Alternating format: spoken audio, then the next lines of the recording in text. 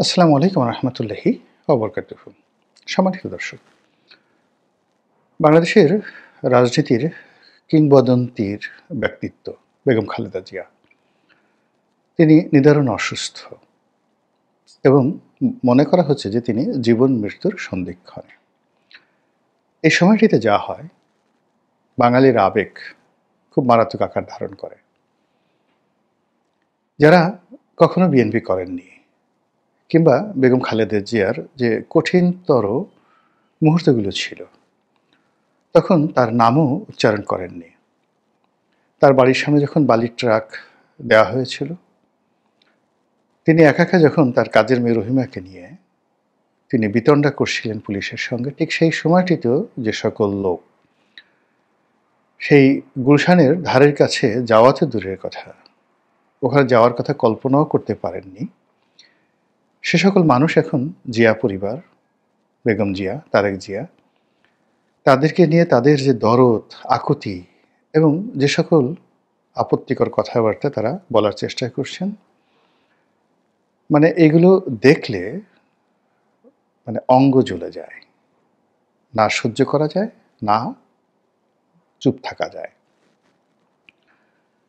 বাস্তবতা হলো যে একটি রাজনৈতিক পরিবার, তাদের জন্ম, মৃত্যু, তাদের কর্মকাণ্ড, প্রেম, ভালোবাসা, বিয়ে, শাদী সব কিছুর সঙ্গেই রাষ্ট্র, রাজনীতি এবং রাজনীতির গতি প্রকৃতি নির্ভর করে। রাজনীতিতে যারা খুব আবেগ দেখানোর চেষ্টা করেছেন, তারা সবাই মরেছেন। বাংলাদেশে গত 14 মাসে যা কিছু হয়েছে, আমি বেশ কয়েকবার যেটা বলার চেষ্টা করেছি সেটা হলো, যদি জনাব তারেক রহমান সাহেব 2024 সনের আগস্ট মাসের 5 তারিখ থেকে আগস্ট মাসের 8 তারিখ এই 3 দিনের মধ্যে আসতেন, তাহলে সমস্ত বাংলাদেশ তার নিয়ন্ত্রণে থাকত এবং তিনি যাকে ইচ্ছা তাকে প্রধান উপদেষ্টা বানাতে পারতেন এবং তিনি 2024 সনের নির্বাচনে তিনি প্রধানমন্ত্রী হতে পারতেন এবং তার কথা মতে 2024 সনে নির্বাচন হতো। 2 নম্বর হলো যে তিনি যদি বাংলাদেশে আসতে চাইতেন, তাহলে 2024 সনের আগস্ট মাসের 5 তারিখ থেকে 15 তারিখ পর্যন্ত, 15 আগস্ট পর্যন্ত 32 নম্বর বাড়ি ভাঙার আগ পর্যন্ত পুরো পরিবেশ পরিস্থিতি তার নিয়ন্ত্রণে ছিল। বাংলাদেশ তার জন্য নিরাপদ ছিল এবং তিনি ওই সময়টিতে আসলে অনেক কিছুই ঘটতো না এই বাংলাদেশে। তিনি সেই সময় আসেননি, আসতে পারেননি, আসার জন্য তাকে বলা হয়নি, হোয়াট এভার মেবি। কিন্তু সেই 15 আগস্টের পর থেকে এতগুলো ঘটনা ঘটে গেছে এবং সম্মুখ সারিতে এমন সব বিষয়গুলো নিয়ে আনা হয়েছে যেগুলো আকাশে বাতাসে ভেসে বেড়াচ্ছে। আপনারা জানেন যে গোয়েন্দা সংস্থাগুলো সবসময় ডবল এজেন্ট, ট্রিপল এজেন্ট নিয়োগ করে। যেমন ধরুন, একজন ব্যক্তিকে তারা নিয়োগ করলো যে তাদের টাকা খেয়ে জামাতের হয়ে কাজ করছে, আবার জামাতের হয়ে কাজ করতে গিয়ে সে বিএনপির কাছে যাচ্ছে, এমনকি তারেক রহমান সাহেবের সাথে কথা বলছে, আবার জামাত কি বলল তারপরে সেই কথা বিএনপিকে বলে দিচ্ছে, বিএনপি কি কথা বললো সেই কথা জামাতকে বলে দিচ্ছে, আর বিএনপি জামাত যে কথা বললো সেগুলো গোয়েন্দা সংস্থাকে বলে দিয়েছে। বাংলাদেশ এরকম শত শত লোক রাজনৈতিক অঙ্গনে, যাদেরকে বলা হয় পলিটিক্যাল প্রস্টিটিউট। শুধুমাত্র টাকার জন্য তারা চিৎকার করে, টাকার জন্য নাচে, টাকার জন্য মার খায়, টাকার জন্য জেলে যায় এবং যারা তাদেরকে জেলে নেয় আবার তাদেরকেই তারা জেল থেকে বের করে। এই যে রাজনীতির নাটক হয়, এই নাটকের অনেকগুলো কুশীলব, পলিটিক্যাল প্রস্টিটিউট, সামহাউ সেই জুলাই আগস্টে বিপ্লবের সময় বিএনপির শীর্ষস্থানীয় অনেক নেতাদের সঙ্গে তাদের বৈঠক, গোপন কথা এবং সে সকল কথাবার্তার দলিল সব কিছু এখন বিএনপির অনেক নেতার জন্য বুমেরাং হয়ে পড়েছে। যেভাবে পুলিশ হত্যার কথা বলা হচ্ছে, যেভাবে বিভিন্ন সরকারি স্থাপনায় আগুন লাগানোর কথা বলা হচ্ছে। একসময় বলা হতো এটা বিপ্লবীরা করেছে, একসময় বলা হতো এটা আওয়ামী লীগ করেছে, আর এখন বলা হচ্ছে এগুলো আসলে করানো হয়েছে। কারা কারা করিয়েছে এটা নিয়ে প্রথমে একেবারে না বুঝেই অনেকে বলেছেন আমরা করেছি, অনেকে বলেছেন ওরা করেছেন, অনেকে বলেছেন অমুক করিয়েছেন, অমুকে টাকা দিয়েছেন। এই যে এভিডেন্সগুলো, এই এভিডেন্সগুলো দিয়ে আপনার যে কোনো মানুষকে ফাঁসিতে চড়ানো সম্ভব। 1 মিনিট লাগবে, জাস্ট 1 মিনিট। এই যে মিস্টেকগুলো হয়ে গেছে, এই যে পলিটিক্যাল ব্লান্ডারগুলো হয়েছে, এই ব্লান্ডারের মধ্যে এখন যারা এই রাজনৈতিক অঙ্গনে আছেন, বিএনপি, আওয়ামী লীগ, জামাত, তাদের যারা শীর্ষ নেতৃবৃন্দ রয়েছেন, এনসিপি, আগামী দিনে প্রায় সবাই রাষ্ট্রশক্তির কাছে মহরুম। এই রাষ্ট্রশক্তি যদি মনে করে, রাষ্ট্রের জুডিশিয়ারি, রাষ্ট্রের ব্যুরোক্রেসি, মিলিটারি ব্যুরোক্রেসি, এগুলো যদি মনে করেন যে কাউকে ফাঁসাবেন, প্রায় সবাইকে ফাঁসানোর জন্য পর্যাপ্ত দলিল, দস্তাবেজ, চাক্ষুষ সাক্ষী তারা এই পলিটিক্যাল প্রস্টিটিউটদের মাধ্যমে সেগুলো তৈরি করে রেখেছেন। এর সাথে আমি আর প্রকাশ্যে কিছু কিছু বলতে পারবো না। তো সেক্ষেত্রে যেটি হচ্ছে, সেক্ষেত্রে পর্দার আড়ালে যে -2 গেম চলছে, খেলা চলছে, এটা নিয়ে আমরা গত সেই 14 মাস ধরে বলে আসছি প্রকাশ্যে। আর আওয়ামী লীগ জমানাতেও আমি ব্যক্তিগতভাবে 2014 সন থেকে বলে আসছি, সেই বিনা প্রতিদ্বন্দ্বিতা নির্বাচনের পর থেকে, যে আওয়ামী লীগের এই করুণ পরিণতি হচ্ছে। আবার এখন আওয়ামী লীগের অনেক মানুষকে আমি খুব উদ্বেলিত দেখি, আশান্বিত দেখি। আজ আপা আসবেন, কাল রাষ্ট্র ক্ষমতা দখল করবেন, পরশুদিন এটা করবেন, ওটা করবেন। আমার কাছে মনে হচ্ছে না পৃথিবী এত সহজ নয়। বিএনপি তারেক রহমান সাহেব আজ আসবেন, নভেম্বরের প্রথম সপ্তাহে আসবেন। মানে গত 14 মাস ধরে বিএনপির যে সকল নেতা বলে আসছেন তারেক রহমান সাহেব আসবেন আসবেন আসবেন, যে সকল নেতা বলে আসছেন তারেক রহমানের জন্য বাড়ি ভাড়া করা হচ্ছে, যে সমস্ত বিএনপি পন্থী লোকজন প্রকাশ করে আসছেন এই যে 1 নম্বর বাড়ি ধোয়া মোছা হচ্ছে, এটা তারেক রহমান সাহেবের জন্য। তারা বিএনপিকে, বেগম জিয়া রাজনীতিকে, তারেক রহমান সাহেবকে যে বিপদের মধ্যে ফেলেছেন, সেই বিপদ এখন রাহুগ্রাস হয়ে পুরো বিএনপিকে এই দুর্বিষহ সময়, অসহনীয় সময়, যখন বেগম জিয়া জীবন মৃত্যুর সন্ধিক্ষণে, তখন তাকে এমন একটা প্রশ্নের মুখে ফেলে দিয়েছে, তাকে স্পষ্টতভাবে দেশে আসার ব্যাপারে কথা বলতে হচ্ছে। কিন্তু তিনি যদি ওই সময়টাতে আসতেন, অর্থাৎ 2024 সনের আগস্ট মাসের 8 তারিখের মধ্যে আসতেন, সব নিয়ন্ত্রণে তার হাতে রাখত, যদি 15 তারিখের আগ পর্যন্ত আসতেন, অনেক কিছু তিনি নিয়ন্ত্রণ করতে পারতেন। তো সেই জায়গাগুলো তো হয়নি।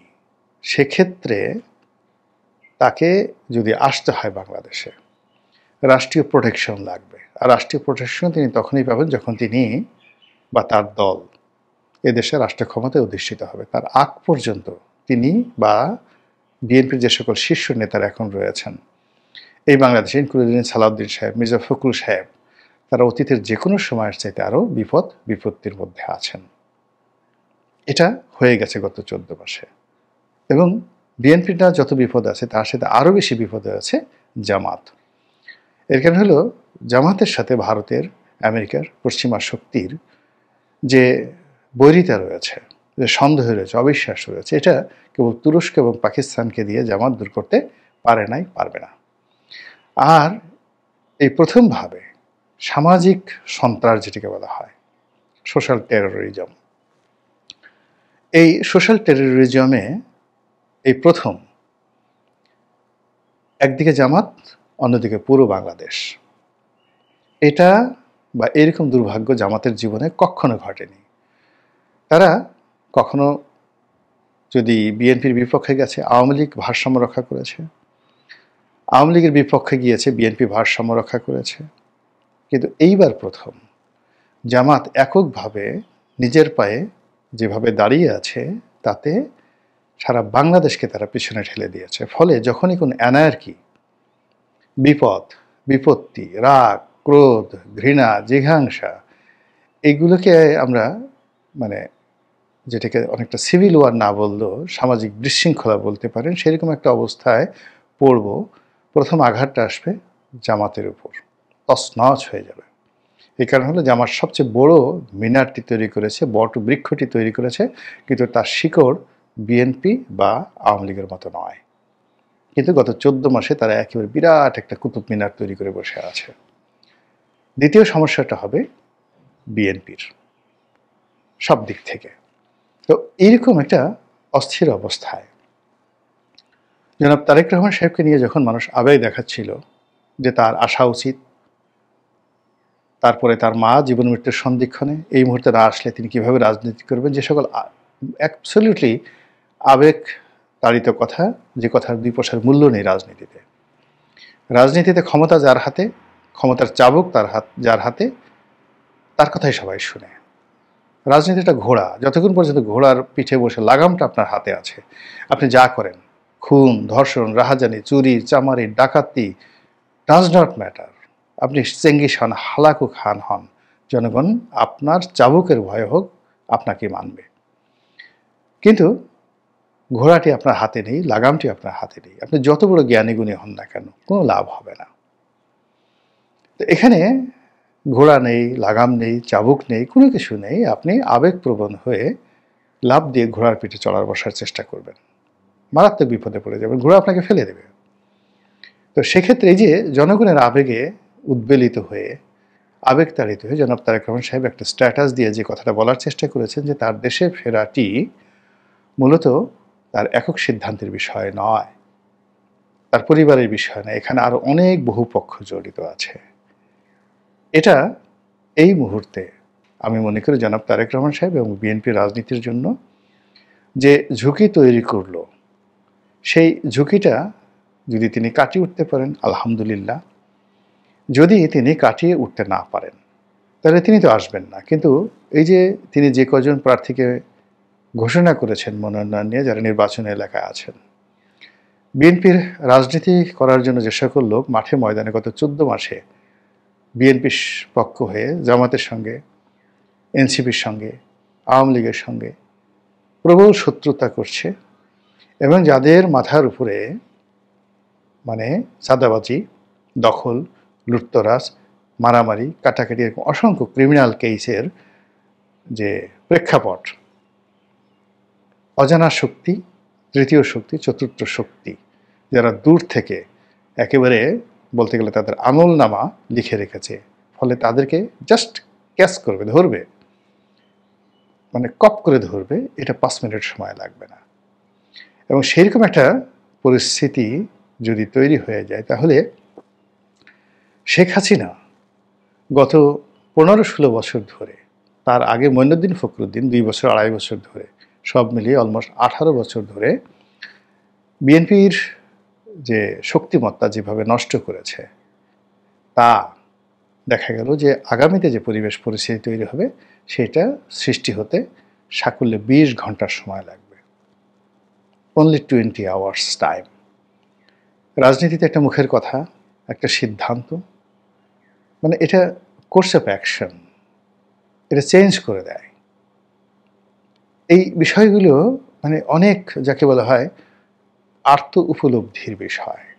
নেতাকে নিজের সিদ্ধান্ত নিতে হয়, অন্যের শেখানো বলি কিংবা অন্যের এক্সপেকটেশনের সঙ্গে কমপ্লাই করা, কিংবা পরিবেশ পরিস্থিতি অনুযায়ী সিদ্ধান্ত পরিবর্তন করা, এটা নেতার জন্য, যে কোনো একটা নেতার জন্য আত্মহত্যার শামিল।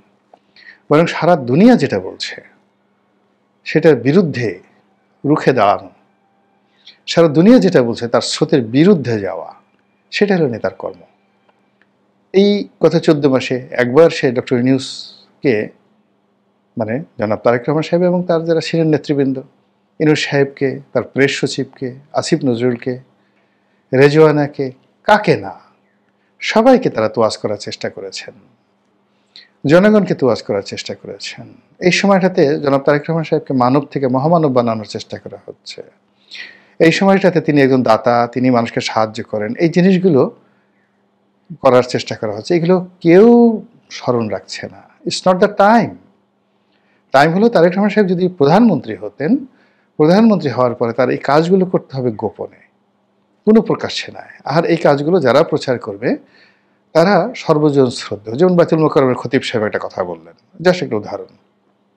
তো এখন যিনি খতিব আছেন তিনি কিন্তু অত্যন্ত শ্রদ্ধাভাজন একজন মানুষ। তো তিনি এমনি স্বপ্রণোদিত হয়ে শিখানো কোনো কথা না, একটা কথা তিনি বলে ফেললেন যে আমি শুনেছি বা আমি দেখেছি তারেক রহমান সাহেব এরকম একটা কাজ করেছে, আল্লাহ তাকে রহম করুক, এনাফ। এরকম সমাজে যারা গণ্যমান্য ব্যক্তি কিন্তু ভাড়া করা লোক দিয়ে বা রিজভী সাহেবকে সে বৃষ্টির মধ্যে বন্যা বাদলের মধ্যে তিনি পাহাড়ের উপর পাঠিয়ে দিয়ে ওখানে যে ফুটবলে যে মেয়েটা ভালো করলো সেই বাড়িতে গিয়ে একটা টিনের ঘর তুলে দিবেন আর সারা দেশের মানুষ তারেক রহমান সাহেবকে একদম দানবীর মনে করবেন, ইম্পসিবল। এটা হবে না, হিতে বিপরীত হবে। বা ওই যে যে ছেলেটিকে বা মেয়েটিকে রাস্তায় ফেলে গেছে গায়ের রঙের কারণে, তাকে সাহায্য করবেন আর সেটা প্রচার হবে আর লোকজন মনে করবেন আহা উনি তো হাজী মোহাম্মদ মহসিন। এটা হয় না, এটা দুনিয়ার উল্টো জিনিস। এই সকল কাজ আপনি যদি করেন শুধুমাত্র সদগায় জারি হিসেবে কোনো অবস্থায় প্রকাশ করা যাবে না। আর এগুলোকে যদি আপনি প্রচারের জন্য করে থাকেন সেখানে আপনাকে অ্যাবসলিউট পাওয়ার লাগবে, আপনি ক্ষমতায় থেকে কাজটি করছেন এবং সেটি প্রচারের জন্য অন্যরকম মিডিয়া লাগবে, আদারওয়াইজ সেটা হবে না। তো এই গত 14 মাসে অনেকগুলো কাজ নেতা হিসেবে তিনি করেছেন to comply with the public sentiment, to earn public support. তারপর টু রেসপেক্ট সামবডি, কাউকে বেশি সম্মান দেখাতে গিয়েছেন, টু মেনটেন এ রিলেশন। এরপরে এমন এমন জায়গাতে সম্পর্কগুলো করার চেষ্টা করা হয়েছে যেগুলো বিএনপির সঙ্গে যায় না, তারেক রহমান সাহেবের সঙ্গে যায় না, বরং এগুলো রেকর্ড হয়ে গেছে। ফলে স্রোতের বিরুদ্ধে দাঁড়িয়ে একটা সিঙ্গেল সিদ্ধান্ত এই দলটি নিতে পারেনি, যেটা দলের এজেন্ডা। একটি সিঙ্গেল হুকুম তারা দিতে পারেনি, একটি কঠোর সিদ্ধান্ত নিয়ে বাস্তবায়ন করতে পারেনি, যেটা দৃশ্যমান বিএনপি রাজনীতির যে কোর্স সেটা পরিবর্তন করে দিয়েছে। বরং প্রতিটি মুহূর্তে তারা যে সিদ্ধান্ত পরিবর্তন করেছে, যে কথাগুলো বলেছে, সবাইকে খুশি করার চেষ্টা করেছে একটা নির্বাচন অনুষ্ঠান করে ক্ষমতায় টুস করে বসে পড়ার জন্য।